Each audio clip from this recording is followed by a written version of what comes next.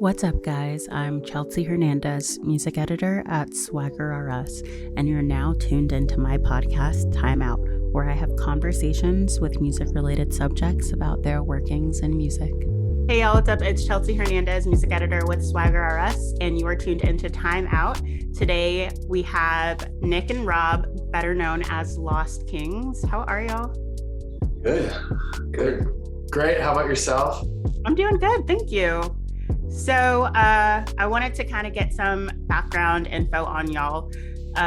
So at what age did you each individually start doing music, and when did you realize that it was something that you wanted to do for the rest of your life? For me, I started really young. My parents were both musicians. So I started playing drums when I was 8 and kind of just was around music. I played music in church growing up, and just learned how to play every instrument. And I was kind of I just knew from an early age, I knew that was the only thing I wanted to do. I didn't know specifically what it would be, if I would end up in a band or producing music. I didn't get into producing music until I went to college, but yeah, I went to school for music and everything. It just from the very beginning that I knew, and fortunate to know that I wanted to do that for the rest of my life. It's just a matter of navigating on what it would be specifically. But yeah, I knew early that I wanted to do this. Yeah, and for me, I didn't really know what career path I was going to choose until I got to college and I was in a fraternity and started DJing parties, and kind of fell in love with that. I always grew up in a household that was full of music. My dad was a manager for my uncles who were in a band, and then he worked in radio. So I was always around it, but I never knew kind of what way I was going to go until I really fell in love with that and moved out to California and started DJing some of the nightclubs and house parties, and just had such a love for it. So I kind of shifted what I was thinking I was going to be doing to that because I just fell in love with it. Nice. What exactly attracted y'all to dance, electronic music? Was that something that you grew up listening to? Why did you decide to go down that path?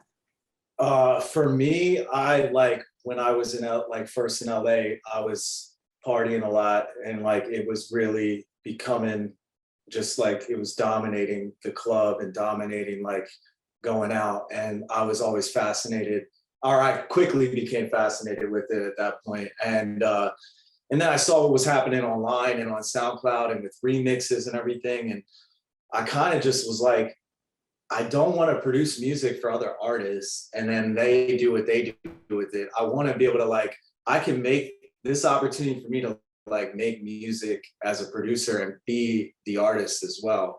And that's what really fascinated me about DJing and just electronic music in general, just how it was so highlighted on the production, and people recognize artists in that world by their production. So that really fascinated me. And I quickly was yo, I need to kind of focus on, I get to do my own thing. I get to make dance music. It's high energy. It's always feeling good. I had always liked to make music when I feel good. And I feel when you're making dance music, you're always in that vibe. So we've definitely transitioned and evolved since then. But in the beginning, that love for feeling good while you make music and dance music, it just has that energy. It's really when I first was out here clubbing a lot, it was popping and it was really growing. So that's where I got into it. And for me, I studied abroad in London, and yeah, it was very fortunate. And before that, I was not into the scene. I basically, because at where I went to school, that wasn't the music being played. It was T-Pain and that era of music. Yeah. That was the big thing at parties. But then when I got over there, the club scene was so different. David Guetta was huge over there, and starting to really pop off. And some of the electronic shit, Dizzy Rascal, who was mixing rap and having Calvin Harris produce his records, and hearing that in a nightclub, I was yo, what is this? And so then when I got back to school back in America, I was that's all I was into. I was into that scene, and it kind of just grew. And in that time, dance music was just ever getting bigger and bigger with the Vici and everything. And moving out here, like Nick said, is that's what the club scene was. It was dance music and Avicii was at a spot, Alesso was at different spots, and even going to concerts, like radio concerts. I remember like one of the first times we really hung out, we went to a radio concert, and seeing the energy of like the DJ shows compared to the live band and what the audience was and just the feedback, we were like, whoa, you know, it kind of, even that was like, whoa, you know, like I think we're in the right space, because it just like had this whole different vibe that was easy to gravitate to. Nice. Yeah. Electronic music definitely is one of those genres where no matter what, like you hear it and you want to move, you want to dance. Like you could be at a, you know, the scene is very, very different. And I love that. So you guys, how did y'all meet, and when did you decide to form a duo? How did that conversation happen? So I was working at a recording studio at the time. It's like 7 years ago, and I was like making music for you know, other people at the time. And there was a friend of, well, this other guy that works. We worked there. It was like one of the assistants. Me and him became really close, and he ran in the same circle as Rob's friends. They all had the same circle of friends. So there was a couple times on occasion I would go to like a house party or two, or like a nightclub, and Rob was actually DJing some of these parties that we would go to. And so he knew what I was trying to do. And at first I didn't want to partner up with anybody. I was like, I'm doing this myself. I didn't want to have to like worry about anybody else. And I wanted to do it by myself. And I just wanted to learn how to DJ. But then when I met Rob, you know, because he was like, yo, you guys should meet. I met him. He had a birthday party, and we met and we started talking, and I was telling him about the music that I had started making and these remixes and stuff. And he came over the next day or two or whatever, and I played him some stuff. We started talking about, you know, music and just where we want to go in life, and like what we want to do maybe in the music scene and what was happening. And we kind of really hit it off, and you know, on like what we really connected on what our path would be. And yeah, we just became friends, started this and started the business and like started the group and everything immediately, and like have been working ever since. And we've just been like a, you know, slow climb ever since. But it's I always tell people, it's just kind of mind-blowing that, you know, you become friends with somebody, you start such a, you know, you're starting a business, you're starting this music group, and you're being creative. That usually tends to not work out. So it's really it really clicked, and it's kind of like amazing that we're here 7 years later still doing this. And it's growing, and it's been constant, and you know, it's been really, really cool. So Yeah. Yeah, y'all are definitely growing. I remember the first time I heard your music was I'm gonna say like 2018, maybe. It was a few years ago, and I was like, oh my God, you guys are sick. Like this is so cool. And I'm not like a huge, you know, electronic music person, but something about your music was like, whoa, these guys are talented. Like this is crazy good. thank you. Yeah. You mentioned, you know, like challenges as a duo. How, like, what are some of the challenges that y'all have faced being, you know, a duo, if any? I think for us musically, I just want to say this real quick, like crossover wise, like, you know, the dance music scene, I think finding our niche in the dance music scene and what our thing is why we've tried to evolve so much into what we really want to be doing. It's like, well, what we were making in the beginning versus what we make now is so different. But I feel like what we're making now is more of the influence that we had from our music backgrounds growing up. And we try to bring it, you know, the energy that the DJing, you know, show has in the music, but in a way that allows, you know, we like when people can sing along. We like when, you know, we like lyrics, we like melody, you know, we like things like that. So that doesn't necessarily mean, like, I felt like dance music, as we had been coming up and been working, like dance music has been really, like, it got stagnant for a while. Everybody was doing the same type of vocal, the same type of drops, the same type of, it just wasn't fulfilling like what it was in the beginning. And so for us, trying to find a way, like we listen to a very eclectic styles of music. I mean, I love dance music and that's why we got into this, but we also come from very different music backgrounds. Like we listen to a lot of different things. And like, like I love rap music. He loves like, he listened grew up listening to like Talking Heads and like classic, like 80s shit. So it's like, we really have like a lot of different things. So like, that's why you hear now, like there's a lot of, I love punk music too. So there's a lot of guitars, there's a lot of like, but we love mixing those electronic elements in there. So for us, like, it's just really important that we continue to evolve so that it sets us apart, man, because like we pay attention to what everybody else is doing, but we want to do something different and leave our mark in a different way. And so that's why I think, and when we did remixes early on, we were just like, experimenting, doing different things, and we, just putting different spins on things and challenging, ourselves to kind of evolve our dance music. So like a lot of people, in dance music, they would find their sound, like they would get their whatever their specific sound was and just beat it to death. And it's like, that's not what we want to do. We want to, not that that's a bad thing. It's just for us, we want to keep it very unpredictable and keep it different. So that's where we are right now. And that's what we've been trying to do for the last couple of years. Yeah, there's such a preconceived notion of what DJs are. Even when we get in a studio with somebody or a writer, and they're like surprised as like, oh, you guys make music, or you do this, you do that, because there's so many people in our space that don't do it. So just to be able to break the preconceived notion of what a DJ duo is, or what people consider it, is like a challenge that we face daily, that we want to like say like, no, this is what we are, and like we're not your prototypical DJs.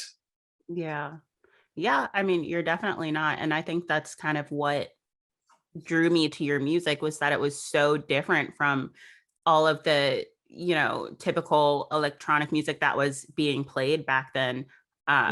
It's, y'all were definitely doing something different, and you continue to do something different. How do you stay, how do you stay relevant? Like trying to figure out how to word it. Like, how do you continue to evolve? And this may be like a bit redundant with the last question, but as you guys are, incorporating different genres, how do you make sure that doesn't become stagnant and that doesn't, become just like your only thing? I think from a music standpoint, I think there's two things. And from a music standpoint is, I always like to, I think blending, organic elements like guitars and pianos and things that have always been around with, electronic elements, always will keep things staying timeless from a music standpoint. And I think from, just a song standpoint, I think as long as we're staying relatable lyrically, to, our generation and, younger or even older, anybody, I think just speaking to our generation and staying relatable is key for us. Cause like that helps us stay relevant, helps us stay, it just helps us stay in the mix as well. But it also helps us, evolve and helps people pay attention to what we're doing. Cause if we're not staying relatable, we are, up here and everybody's down here, it will never work. It'll never make sense. And from a set, like what we do live, I think we're constantly willing to adapt the set, and change what we have been playing and throw different music in there to see what really works. And being able to do that allows us to have a fresh set and stay relevant, because we're playing the new remix, or what's hot right now. And so many people they want to stick in their lane of, oh, I only DJ one certain way, or I only play this certain type of music. And we cherish the ability to be able to go in, work on the set, make new edits, come up with new things, just really keep it fresh, so that if somebody sees us had seen us a year and a half ago, the show that they're going to see this weekend is vastly different, and it's a different vibe, but the energy is going to be the same. So I think that's like really key, is like, you know, you can expect the energy to always be there, but what we're going to be doing and playing will be changing, you know, on a monthly, weekly, daily basis. Yeah. Yeah. You're not afraid to, you know, experiment with different things and, you know, be different from the electronic artists that are out there, Yeah. which is, you know, really cool and something that's really, really good. What you guys have done a lot of collaborations with a lot of different artists. Who would you say was your favorite, or maybe like top 3 favorite artists that you collaborated with, and why? For me, it's easy. I mean, they're all great to work with. Like we have Yeah. never had like they all been amazing to work with, and have had their own special thing with each song.